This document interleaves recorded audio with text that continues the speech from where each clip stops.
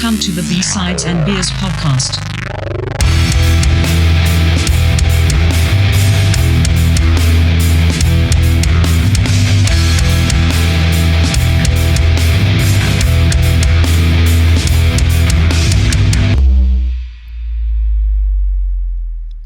Welcome to B-Sides and Beers, episode 31. Tonight we're talking Jane's Addiction, Ritual de lo Habitual.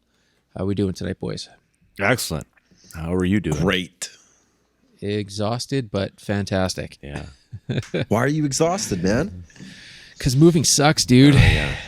Yeah, moving, kids and everything. So, but we made it. We're in the house, sitting in the new bunker, getting ready to have that prepped into a proper studio where I can be loud and not deafen the rest of the family and have my neighbors hate me and all those things. What did you learn from building the last place that you would either do or not do in this new place for like your media room or like jamming space? What would you do differently? Well, Great question.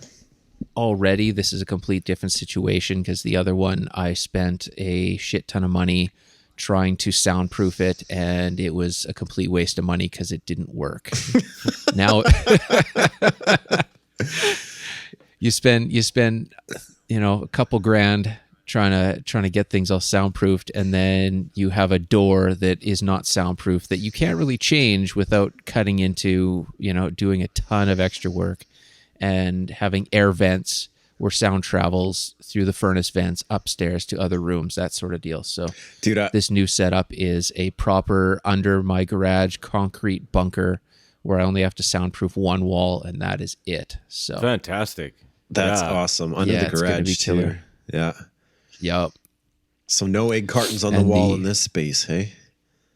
Nope, none of that. It's going to be all proper sound treatment, proper everything. Yeah, it's going to be killer. So, Awesome. but it's going to be a couple month project here. But this is we've been in this house for what, a week now? A week now. So that's it. So baby steps. Oh, yeah. I just got rid of a box today. I took a box, a moving box, right? Like just today. It felt awesome. I was like, this is finally the last one gone. And then I'll probably Purge. find more in the house somewhere for sure.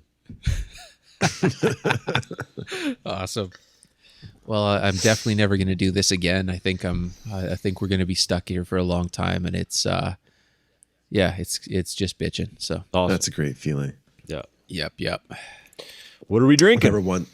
Oh, yeah. Go for it. What do you got, Mike? Go for it. Well, today we have a Stanley Park Brewing Trail Hopper IPA. It's 6.8%.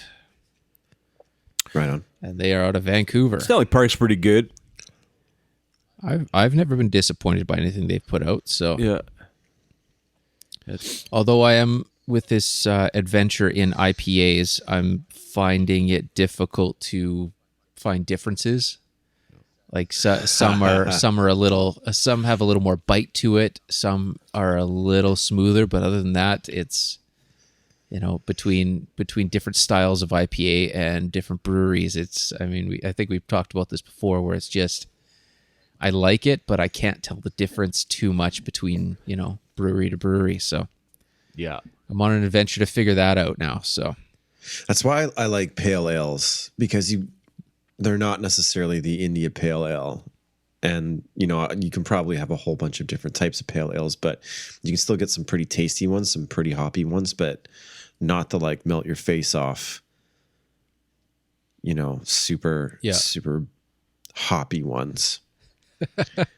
But although after drinking 2 or 3 of these things and then going back to a regular lager or ale, it just tastes like they're nothing. Whatever you drink after this, it's like, why is there no flavor here? Interesting. Yeah. I haven't done that enough. I haven't dove deep enough into IPAs. I don't know. The ones that I've tried just haven't loved, but I know there'll probably be some out there that I do like. I just don't know which ones to try. You know what I mean? Because they're all over the place. Like we've talked about this too, Totally. right? Like you can have your pick of anything that you want, but I don't know where to start with a real solid one. So I stay to the outside lanes. Well, it's a lot of fun. It's a lot of fun trying to figure it out. So Oh yeah, for sure. Yeah. Backwoods we'll get through all of them. Backwoods makes some really nice ones. Yeah. Yeah. They've got one called, I want to say the Widowmaker. I could be wrong, but it's pretty darn tasty as far as an IPA. And yeah, they make some awesome pale ales as well. I usually go for one of their pales. Nice. Yeah, it's got like a really nice orange kind of color to it. It's yeah, super beautiful. Nice. Kind of like pour yourself a mason jar and stand out on the deck and just admire it. Enjoy the moment. That's basically been the life here, man. With the view that we have in this place, I just want to sit out in the patio, and it's almost like it's just like I've got this giant painting on my wall, but it's real, and it's big evergreen trees and valley and whatnot. So you just want to have a beer and stand out there for as long as you possibly can. So you know what's super dope about that? It never gets old. I always thought like, why pay for like super expensive real estate if you're looking at the Eiffel Tower? Eventually it's just going to be like a fucking thing in your background, right? But yeah, no, it doesn't. Like a screenshot. Yeah, we got green screenshot, right? We got a glacier out in front of our house that we look at, and every morning I just get up and I just look at it. I'm like, whoa, yeah, that's fucking crazy. Yeah, just the massive expanse of nature. Yeah, not just yeah, buildings and going from the last house that was, you had 7 neighbors that were looking down into your backyard and having zero privacy, and hear your neighbors fart, and hear another one yelling and beating his dog, and then you got another one that's it's nuts, man. And then I come out here and I've got a neighbor on my left and a neighbor on my right, and that's it, really. Dude, your story sounds exactly the same as mine. Like the exact same experience in BC, the exact same thing, right? Like 7,000 windows looking in your backyard like a fishbowl, and 45 neighbors, and then come here and it's completely different. And same thing with the view. I'm just like, it's different every single time I go out there too, right? Like that's the cool thing, is that no matter what time of the day, it's completely different, and 5 minutes later it's totally different again. Like it's wild. And you'll find that too, like even in that valley view, right? Like it's just going to change so much. It's going to be awesome. Yeah, it's totally killer. Well, woke up this morning and it was like 6 hours straight of rain, and we're high and up enough, and the clouds were kind of low that is, you're almost in this cloud city kind of a deal. It's pretty rad. Wow. Yeah. Just need Lando walking around with the cape. Yeah, totally. Outrageous. Yeah. Dane, what do you got? What are you drinking? I gotta say, Mount Begbie. Yeah, I'm you're digging hooked. it. I'm digging it. I've been like, last night I had a couple expensive ones, and just kind of woke up this morning feeling a little rough. And I'm like, oh man, I don't gotta drink special. I mean, these are special. These are really tasty for what they are. Mm-hmm. And it's not kicking my wallet in the nuts, and I like them. And they crush it every time, which is I haven't had anything that's not, hasn't sat well or nothing that it's like, okay, well, this is, we'll pound this one and then carry on to something different, right? So yeah, that's good. So and I find myself buying the same ones. I kind of like explored a little bit last night and last week, but yeah, I don't know. These are good. So I just decided to pick up a 6er of Mount Begbie's Tall Timber Ale. Nice. Yeah, man. Is that the new cans? No, I think it's the old stuff. Yeah, that's still the old. Yeah. Yeah. Cool. Yeah. Yeah, I just noticed on IG that they're just starting to roll out some of their newer cans. So like this past week. Yeah. That's awesome. Yeah. I've got so I've never had this one before, so this is a new one. This is Bones Brewery out of Victoria. Right on. See the can? Yeah, it's Bones Pilsner. Oh, nice. Ah. Yeah. And I have not seen that here, man. I gotta, like I said, I gotta drive up to your neck of the woods here and pick up a couple. Something different, like there every time. Like I kind of, it feels like I'm running out of like ones to try though. because I found one. I found this one at the bottom. I was like, yeah. But they had a couple other ones. The cans were awesome, but I wasn't into them. It was a raspberry sour. And and then there was another IPA that I wasn't feeling, but the cans are cool. You guys should check out the website. But yeah, the cans are sweet. But I've never heard of it. Out of Victoria. Yep. And it's good. And then I'm going to follow that up with some more Parallel 49. And I got the jerk face. Got the jerk face. 9,000. Right on, man. And so I'm going to do that one. But Nicole and I have gone to the beach with the kids a couple times this past week and 2 weeks, I guess. And I had to go back. We had to get more peach bod. And that was what we were drinking on the beach all the time, both times we went. So right on. Yeah. Fuzzy peaches. It's good, man. It's good. I'm not usually like So a peach good. beer fan, but it's tasty. Yeah. I got to give it a shot. It's so good. Yeah. Whatever happened to that Cranog? Did you end up meeting up with them and grabbing some growlers? No, not yet. I have to order. You know, it's funny because Wednesday is, I always think of, that's when farmers market day is here in Salmon Arm. And I always think of it on that day. And I was like, I'm going to go order beer. And then I go onto the website and you have to order the day before. Pre-order. But it also does say that he brings extra just in case. So I'm like, maybe I should just pull in there or just write myself a note on Tuesday and order something. Yeah. Or just order it right now. Yeah, man. Get on it. Get on Stop it. being Line it such up a for next Wednesday. Irresponsible beer drinker. Right now. Good. Here, I'll do you one better. I'm going to put it as a reminder in my phone so I do not forget it. There you go. We can pause our conversation. I don't think people mind waiting. No. What a cool dude, though. Oh, yeah. Totally, man. Yeah. That was awesome. And it was a good contrast between the Mount Begbie and the Cranog, like a completely different approach to making, distributing, everything, right? Yeah. So it was interesting to have those back Science to back. and art. Yeah. Yeah. And it's funny, like if you listen to it, back to back, it's completely different. So, even if those thousands of listeners want to listen to it back to back, it's interesting to just kind of play them at Tens of the same time, thousands, kind of thing. yeah. Tens of thousands, yeah.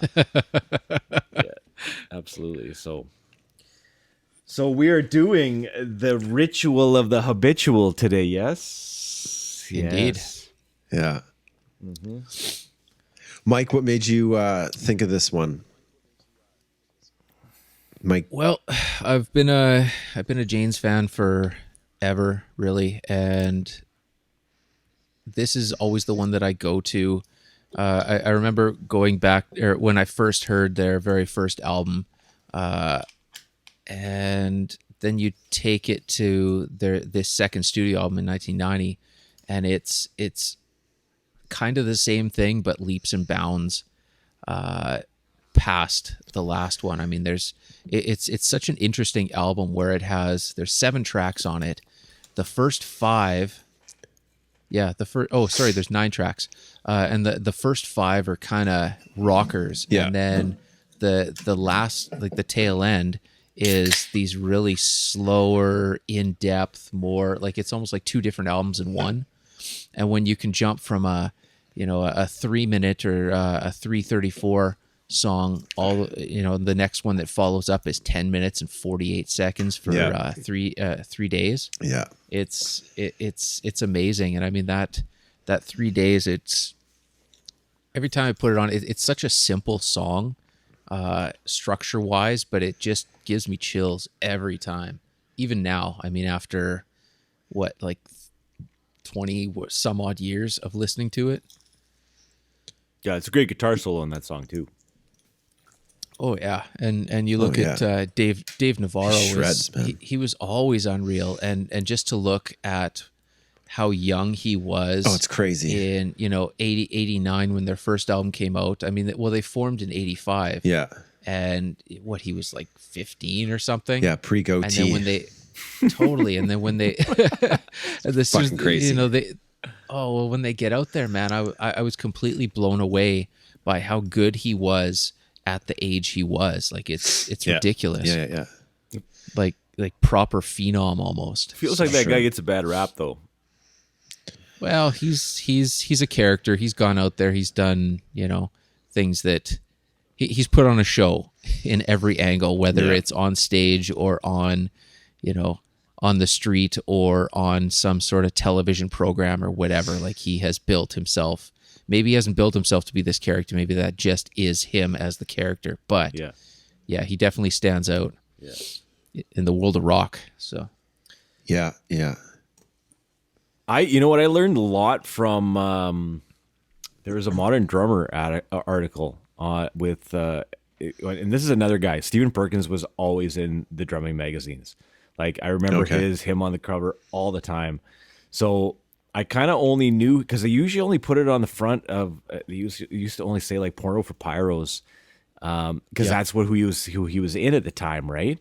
So I didn't really know as a kid that he was in Jane's Addiction until later, right? Because I just didn't make the connection when I was younger, right?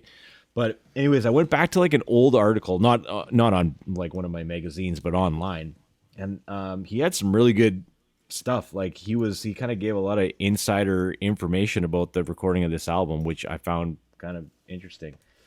So you were talking about like the flow between those two albums, like, the Nothing Shocking to this one and the difference between those. Stephen Perkins said that it was 18 songs, they all recorded together, a demo of 18 songs for Nothing Shocking, and they picked 9 of them and they rehearsed those in order, and that became the album. And that was how they did it. And then he said that the other 9 didn't make it onto Nothing Shocking, went to Ritual, and nothing new was written for Ritual. No way. So Ritual was leftover tunes? Ritual was leftover tunes. Yeah. Wow. Yeah. So, and he also said too, which I found interesting, was that they used no click tracks in the recording of this. Nothing. I can see that. Yep. I can see that. No Yeah, for click. sure. Just how free flow of free flow jam band, but super tight. I mean, they just didn't need it, I guess. Yeah. Yeah. That Dave Navarro 3 Days solo, he did that in one take. They said the guys from the record record label came down and they played that song and they recorded that version that they came down and watched, and that's when like Dave Navarro obviously nailed the solo because they kept it, and that was the first time he did it. So one take done, apparently, allegedly. Well, yeah, allegedly. Well, how often did they play it live prior to recording? Maybe a couple times. Maybe a few. And I won't give you all the background stuff, but I want to say too that I always think of the Wedge on Much Music. Oh yeah. That riff. Yeah. What an iconic riff, hey? Yeah. And that's kind of where I always remember it from, and the Wedge. So I forgot about that. The alternative hour with Sookyun Lee. Yeah, it used to be that Wasn't she- short guy too. The short, I don't know, maybe he was from Ireland or something. Remember that guy? He was the host of the Wedge. Yeah. I don't remember his name. You know that cat. Yeah. But Sookyun, I think, took it over later. I think so. Yeah, I think so too. But yeah, it was the intro for that that music whatever show. Yeah. Yeah, it was iconic for sure. And I wanted to look up too what the translation of the spoken word at the beginning of that song is. Oh yeah. And I looked because I've always wondered and I never knew. Do you guys know it? I found it, but I didn't. I didn't put it to memory. It is it's like, ladies and gentlemen, we have more influence on your children than you do. Oh, really? Yeah, born and raised in L.A., Jane's Addiction. So cool. Yeah. Here we go. Yeah, great opening. True statement to what's going on musically at that time, and just super unique. I mean, I couldn't think of anyone, or couldn't find anyone that sounded anything like them, especially in 1989. Okay, I do think there's some, and here we go. Yeah, and there's some sort of incestuous sort of comparisons here. So I gotta bring up the Chili Peppers, right? Yep. And this is what has been like racking my brain. So Dave Navarro, he's got this amazing sort of chorus, taking chorus from the 80s, but giving it like a real, interesting alternative music edge to it. And it sounds like John Frusciante to me. There's aspects, yeah. Oh, most definitely there is. I mean, Definitely, if you listen to Mother's Milk, you've got that same sort of sound. And what really blows my mind is like, I was like, oh yeah, that's for sure. Like Dave Navarro must have been playing on like some single coils, whatever, because it's got this real kind of. It doesn't sound like metal, like, but he's playing on an Ibanez like type of guitar escapes me, but like humbuckers. He's playing on a metal guitar. Yeah. Frusciante was always on a Strat, as far as I understand, right? Right. So completely different guitars, different playing styles, if you ask me. But there are some crossovers as far as like that kind of sound. And then, of course, Navarro like played for the Chili Peppers. Exactly. So it was an easy transition. Flea from the Chili Peppers played for Jane's Addiction for a little bit as well. So, you know what I found out about Flea Man and what's that? And Dave Navarro? Maybe you guys knew this and I missed the boat on this, but they played bass and guitar on "You Ought to Know" Alanis Morissette. What the fuck? Really? I had no idea. Because really? Yes, this took me down the rabbit hole because this all was going with with Eric Avery. And then I went down that rabbit hole a little bit. But anyways, I don't want to keep going on that. I just wanted to jump in on the Flea and Dave Navarro playing bass and guitar on "You Ought to Know" Alanis Morissette. And when you think about it, that bass line, right? Like you think about the bass of that song, it sounds like Flea. Yeah. Yeah, it's funky, man. And there's that like bass slap at like 3/4 into the song. How quickly I was replaced. Bow. That like, you know that one? Yeah. Well, you ought to know. Yeah. You ought to know, man. Yeah. Anyways, keep going, And Dane. if I Sorry. could push it, if I could just push this, Keep pushing. Chad Smith and Stephen Perkins, the same kind of drumming style, man. It's very rhythmic, fast, kind of hard rock drumming that just like it's like a train that just doesn't stop. Yeah, right? I think technically Stephen Perkins, like if you look up some of his stuff, that just like his solo stuff, it's insane. He's an unbelievable drummer, and I think that band maybe doesn't show off what his capabilities are as much, but his solo stuff is ridiculous. And I haven't seen a lot of Chad Smith solo stuff, but Right. I agree with you. They sound very similar on recorded like record, but yeah, Stephen Perkins is like, he's unbelievable. He's crazy. Yeah. Yeah. So, Well, there definitely are some similarities between them, but then you throw the mix when you throw Perry Farrell in there, it's a completely different. Yeah.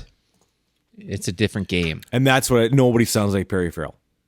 No. Nobody that I can think of in the history of music sounds like his stylings, his tone, anything. Yeah.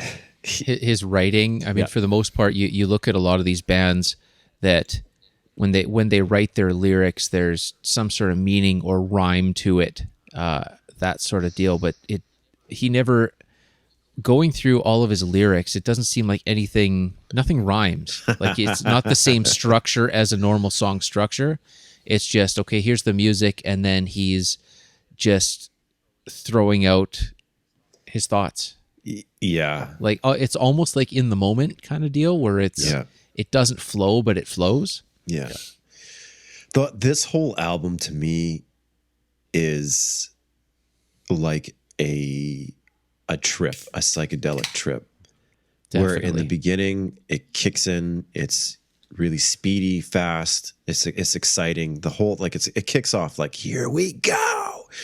And then it's sort of like song 4 or 5, you get this like expansive, you're kind of in this unfamiliar territory, and it's very trippy. And I mean, it's Perry Pharrell, right? So, but for me, this whole album is like it's like an acid trip.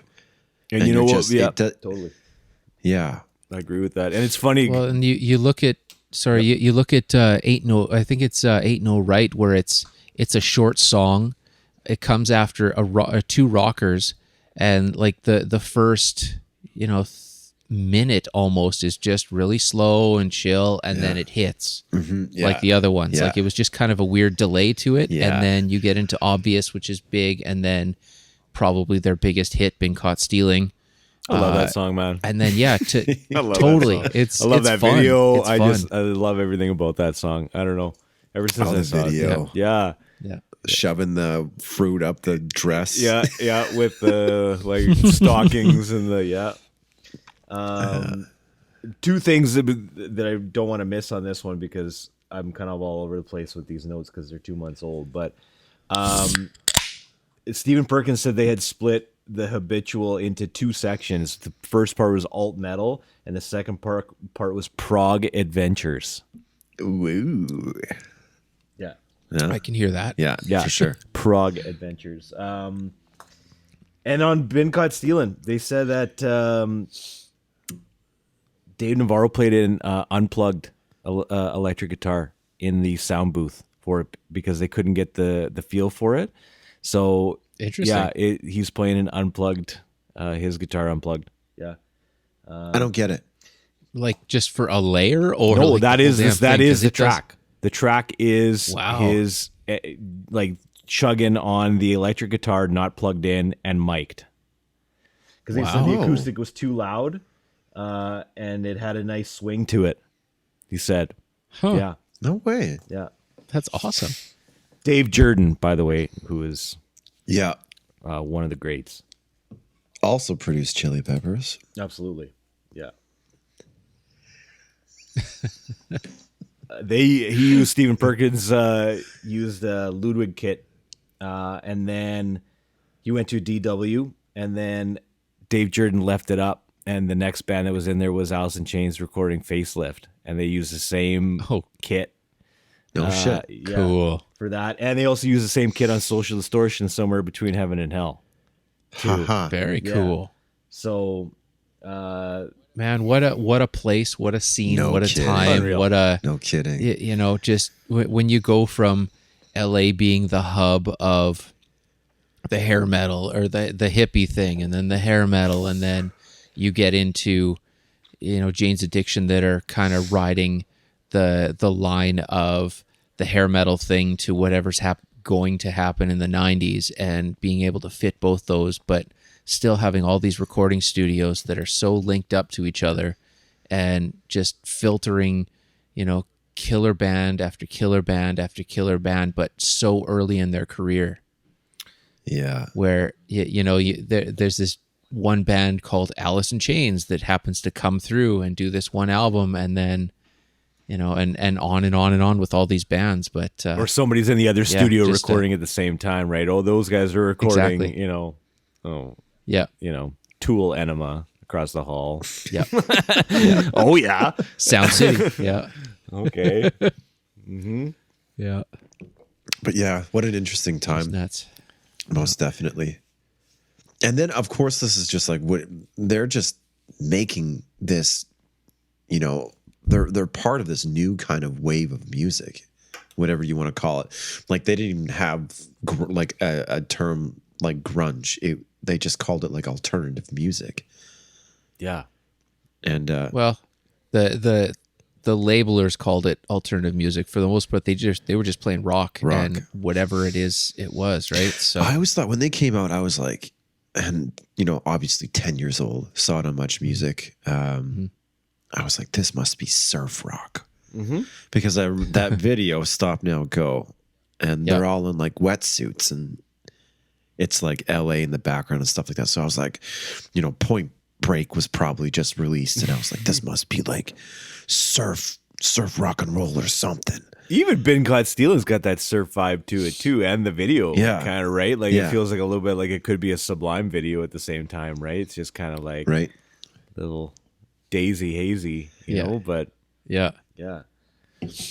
Well, and then like the transition between how we were saying the 80s to the 90s, when you look at Jane's Addiction, their initial farewell tour was in 1991, and it launched the first Lollapalooza. Yeah. So, which shot, for the next how many years was that on for? So, Yeah. as being the biggest festival to go to for that genre, Yeah, right? and promoting that type of music, Dane, like you were talking about, and taking it to the next level, whatever it was going to be called, right, or whatever it came to be, right, and the rest is history. But that's their doing, right? Like that's Perry Farrell's thing. Absolutely. Yeah, And it was the first of its kind with any of those sort of festivals. I mean, Perry found he found traveling in Europe all the big festivals, and it had never really been done here. So he brought it back and kind of did his own thing and made it happen here. So yeah, it's kind of one of the first ones of those like big festivals of. I'm pretty sure it was the first one here anyway. Yeah. North America. So And then there's spin-offs, so many spin-offs from there, right? Like you launch that and it works. I mean, you get into Warp Tour and that's another launch point and world on the same sort of format. Is that still going? Like obviously pre-COVID, was that still a thing? I think they shut it down. Like I think Vans and the promoters shut it down a year or two before COVID hit. Right. Yeah. I don't know if it was just not financially viable at the moment or what, but I think that was the first time it shut down since its inception. Yeah. So, see, I thought it had gone dark for a little while, and then they brought it back. But maybe that was just me not getting it right. I don't know. No, you might be right. Yeah, But or just us not paying attention. But Yeah. from what I gather, for the most part, I think it because I found a couple things a few years ago where it was saying, there was somewhat of a shock that they were going to shut it down. right. Just because I don't know if the attendance was right, or maybe they didn't have the band power, or that sort of Coachella's thing, kind or of like the new replacement, right? That's like the one. But as a traveling, I mean, Coachella is not a traveling show where Warped was and where Lollapalooza was, right? So right. where they would take that whole thing and travel right across the country. Yeah. yeah. Interesting. And thanks to those offshoots, though, we were able to see some of those bands on some of those festivals that were basically as a result of Lollapalooza, right? So, and kind of right around that same time too, Yeah. Yeah. which is cool. What the fuck does Lollapalooza mean anyway? You'll have to ask Perry Farrell. I like Ferry Perrell, man. That's it. Ferry Farrell. Yeah, I mean, you gotta talk to him to see what he was on at that time to come up with that. I don't know. I think a lot of acid and smack. But it's the Palooza. It's like, was that a name before? Like, was that a word before Palooza? Because like everything is just like, whatever, car Palooza. Like, they always put Palooza at the end of it. I don't know if that was like a Perry Farrell, kind of like Carmageddon. Yeah. Was that a Perry Farrell invention or what? Perry Farrell invention. I want to know that. Who came up with Palooza? Okay, are you ready for You this? oughta John know. Palooza. I got the definition right here. Go A ahead. person or thing that is particularly impressive or attractive. It's a Lollapalooza, just like your other books. So Oh, it's an actual word. it's an actual word. So next time you're playing Scrabble, motherfucker, that's like a 60. But what you got? We got a Z in there. Keep going back to the Simpsons with Bart and his Quidgy-Bo. Quidgy-Bo, yeah. Yeah, right.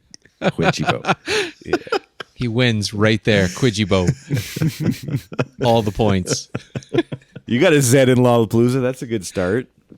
All right. Yeah. And Mike, hold on. What does Palooza mean? Yeah. Suggestion, a wild, crazy, and extravagant party. So, Okay, so he took the two words and mashed them up together, and then that's where we're at. I suppose. And it fits. Yeah. Okay, here's a full circle for you. I got some more. This is all from that Stephen Perkins, Modern Drummer interview. It was Nice. gold.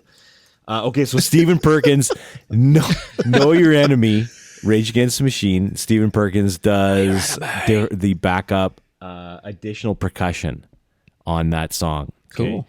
And then here's the full circle. The Maynard's part in that song, which was originally for Perry Farrell. Yeah. Really? Yeah. Huh. And something was up with the recording. He couldn't make it there on time, so Maynard just ended up doing it. I don't know. Maybe it wasn't in the area. I'm not sure. Huh. Yeah. And then Eric Avery from Jane's Addiction was suggested to replace Paul Damore from Tool. And that never happened. And he also tried out to replace Jason Newsted, which I didn't know. So obviously did not get that job either. So shout out to There was a lot of Dave Mustaine. Shout out. there was the Nice. You got it, man. I got it in there. I was trying to weave something while you were talking to get Dave Mustaine before the end of this Yeah, I was episode. on Google Something too, like, I'm like- something like he crushed it on Lollapalooza tour and Yeah. Megadeth headline Lollapalooza. Hanger 18 for life. Oh my god. Yeah. So did any of you guys listen to Strays? I really liked Strays. I love Strays, man. Yeah. Yeah. Yeah. I love that album. I don't know what it is, but it's The timing was perfect. yeah. Yeah. I think it's solid from front to back. Like it's yeah, I think it fits in well with the rest of them actually. But Yeah. I was like pleasantly surprised because I thought it was going to be garbage. It definitely ran that risk for Yeah. sure. What, it was 20 years later? Yeah, something I like mean- that. Like, yeah, long time. Wait, let me do my math. It's 10 years later. It came out in 2003. 2003. Yeah, so like 12 years later.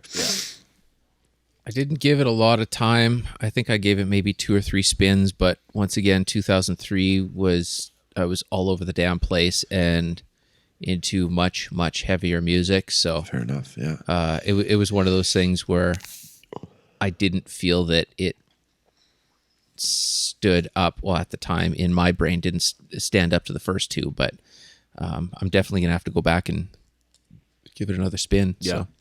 Yeah, it's good. I like a lot of tracks on there. It's good. For sure. Yeah, if I remember, like I haven't put it on lately, but it was a front to back. Yeah.